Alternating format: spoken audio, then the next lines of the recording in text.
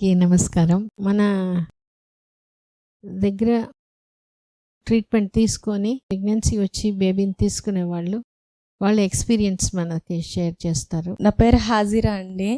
నేను irregular periods అని ఇక్కడికి వచ్చాను.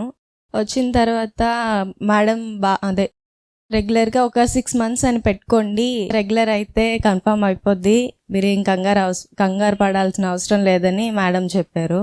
తర్వాత ఒక 6 months టైం పెట్టుకోండి, ఈ టైంలో ఒక కోర్స్ వాడండి, ఈ డైట్ ఫాలో అవ్వండి అని చెప్పి మేడం డైట్, ఎక్సర్సైజెస్, వాకింగ్ ఎక్కువ చేయమని చెప్పేవాళ్ళు. వాకింగ్, డైట్ బాగా మెయింటైన్ చేసేదాన్ని. ఎక్కువగా కపుల్ వాకే ప్రిఫర్ చేసేవాళ్ళం మేడం. నేను, మా వారు, మా మామయ్య గారు, మా ఆడపడుచు, ఇలా కొంతమందిగా ఫామ్ అయ్యి వాకింగ్కి వెళ్ళేవాళ్ళం. ఎర్లీ మార్నింగ్ మాట్లాడుకుంటూ వెళ్తూ ఉండేవాళ్ళం.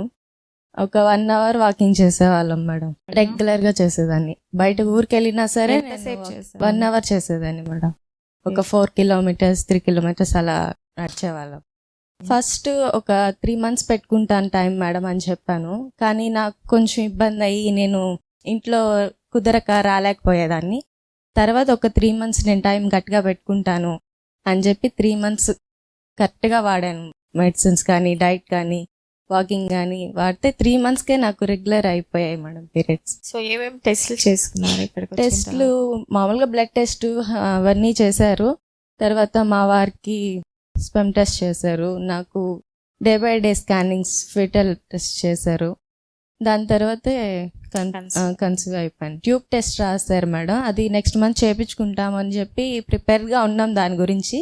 ఈలోపు కన్ఫర్మేషన్ వచ్చింది. Thank you.